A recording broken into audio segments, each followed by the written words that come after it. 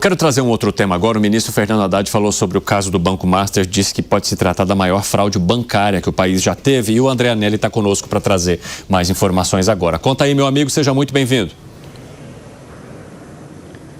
Obrigado, Evandro. Muito boa tarde a você também e a todos aqui no 3 em 1 da Jovem Pan. O ministro da Fazenda, Fernando Haddad, disse que é um momento de cautela em relação às investigações do Banco Master, porque, de acordo com ele, pode se tratar da maior fraude bancária da história do Brasil. E que, nesse sentido, ele tem dado todo o apoio ao Banco Central, que vem conduzindo a liquidação extrajudicial do banco para pagar alguns dos seus credores.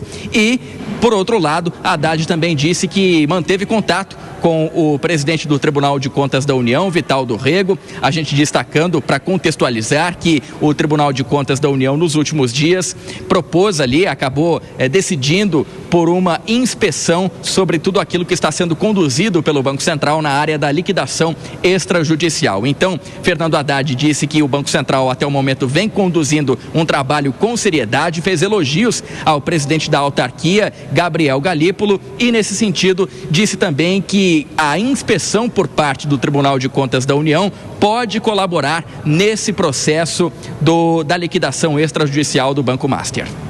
Eu penso que houve ali uma convergência sobre como ajudar, como fazer o melhor para o país conhecer a verdade, apurar responsabilidades, eventualmente obter ressarcimento dos prejuízos causados. Então eu penso que as coisas vão caminhar para o canto certo, para o lado certo, né? O caso inspira muito cuidado. Nós podemos estar diante da maior fraude bancária da história do país, né? Podemos estar diante disso e temos que tomar todas as cautelas devidas, com as formalidades, garantindo evidentemente todo o espaço para a defesa se explicar, né? Mas ao mesmo tempo sendo bastante firmes em relação àquilo que tem que ser defendido, que é o interesse público, né? Lembrando que, nesse contexto, em relação à liquidação extrajudicial do Banco Master, mais cedo o Tribunal de Contas da União e também o Ministério Público levantaram suspeitas em relação à indicação do presidente Lula para presidir a Comissão de Valores Mobiliários, a CVM, porque o indicado foi Otto Lobo, ele que já é membro da CVM, mas que nos últimos meses concedeu diversas decisões favoráveis ao Banco Master, que é suspeito, então, principalmente pela tentativa de venda de uma carteira de investimentos fraudada na ordem de 12 bilhões de reais para o Banco de Brasília, o BRB. Nesse sentido, então, o que o Tribunal de Contas da União e o Ministério Público, nesse momento, aconselham o Congresso Nacional, que é o responsável pela sabatina e também pela votação da indicação do presidente Lula, de Otto Lobo, para, então, assumir a Comissão de Valores Mobiliários, é que haja uma cautela e também uma atenção em relação a esse histórico profissional de Otto Lobo, que já é membro da Comissão de Valores Mobiliários, ocupa a autarquia desde 2022, sob indicação do ex-presidente Jair Bolsonaro, e agora foi indicado pelo presidente Lula para presidir essa autarquia com o pedido de demissão de João Pedro Nascimento. Evandro. Muito obrigado pelas informações, viu, André Anelli? O ministro Fernando Haddad, Alan Gani, faz uma defesa do Banco Central e já era esperado, até porque também há uma proximidade bastante grande dele com o presidente do Banco Central, Gabriel Galípolo, e o ministro Fernando Haddad sempre fez uma defesa dessa independência, da autonomia do Banco Central. Eu só fico pensando com quem que ele bateria de frente ao fazer essa defesa, porque a gente sabe também que dentro do poder público há muita gente que não necessariamente achou o trabalho do Banco Central essencial, no caso do Banco Master. Pois é, ele bateria de frente com muita gente poderosa em Brasília, muitos políticos, gente do parlamento, do poder judiciário, mas eu queria parabenizar essa fala do ministro Fernando Haddad, endossando a política do Banco Central, que agiu tecnicamente, apesar de todo um aparato político, um aparato estatal, uma rede, de influenciadores, muito dinheiro para encobrir essas fraudes que ocorreram no Banco Master e que prejudicou milhares de cidadãos brasileiros. Muitos vão receber até 250 mil pelo FGC, muitos investiram muito mais e não vão receber, porque o que ultrapassa 250 mil você não recebe. E mais, Evandro, muitos fundos de pensão provavelmente vão quebrar porque compraram a rodo CDBs do Banco Master. E aí, se eles quebram por tabela, quem está lá nesses fundos também vão a reboque e acabam aí tendo as suas finanças indo às ruínas. Fala, Piperno. Que castelo de cartas é essa história? Né? A começar, por exemplo, surge agora o nome, então, do Otto Lobo, novo presidente da CVM. Aliás, enfim, o presidente indicado pelo presidente Lula. Muito bem. Como deve ser forte esse cidadão? Porque ele foi indicado inicialmente pelo Bolsonaro, ele chega à CVM pelas mãos, por indicação do Bolsonaro, e ele é promovido com o aval do presidente Lula.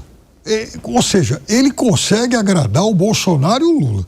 Realmente deve ser um personagem muito especial e, do ponto de vista técnico, irretocável. Deve ser de de mais do que notório saber em relação a essa questão. Isso é uma coisa que chama atenção. Em relação ao Banco Master, né? Eu sempre lembro aqui, então, a matéria da Piauí, que eu já citei algumas vezes, mas aí vem a minha crítica ao Banco Central também. E por motivos amplamente antagônicos a esses.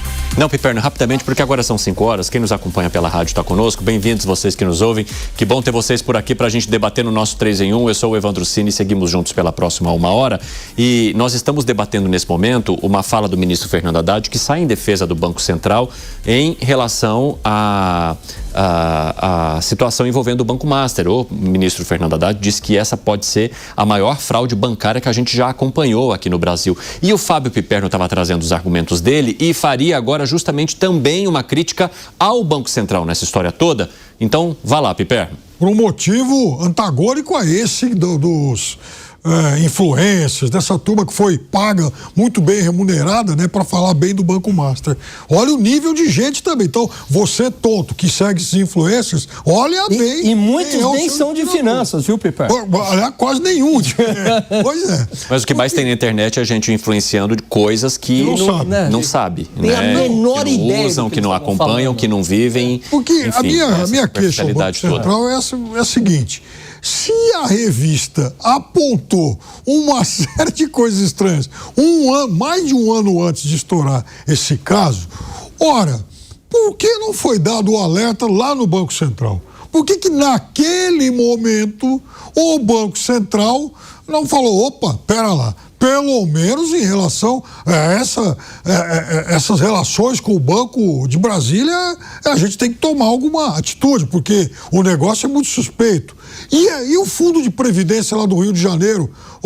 Governador Castro, como é que o Rio de Janeiro desconhecia tudo isso que estava ocorrendo? E a turma lá do Amapá também, né? O Fundo de Previdência lá do Amapá, que também entrou nisso. Então, pera lá, como é que tanta gente no Sudeste, no Centro-Oeste, no Norte do país se deixaram, né, envolver nessa teia toda e ninguém desconfiou? Fala, Acácio Miranda. Quem diria, hein? Como ninguém desconfiou? Quem diria o Alan Gani defendendo o Banco Central e o Piperno criticando o Banco Central. É difícil nós determinarmos como ninguém desconfiou ou se todos adotaram a teoria do avestruz. Esconderam os olhos, o rosto, a cara e o pescoço deliberadamente para que eles não vissem aquilo que poderia ser visto especialmente pelas autoridades. É óbvio que uma investigação como essa demora, é óbvio que você determinar efetivamente que há fraude bancária demora, mas quando você olha para os números, para a contabilidade friamente, já é perceptível que há algo errado no Reino da Dinamarca. Então as autoridades poderiam ter agido preventivamente no sentido de evitar que o rombo fosse maior, fosse um rombo bilionário, como nós estamos acompanhando agora. Respondendo a sua pergunta, eu confesso que não sei e gostaria de ter a resposta também. Por que tanta gente fechou os olhos para a situação do Banco Master? Exatamente.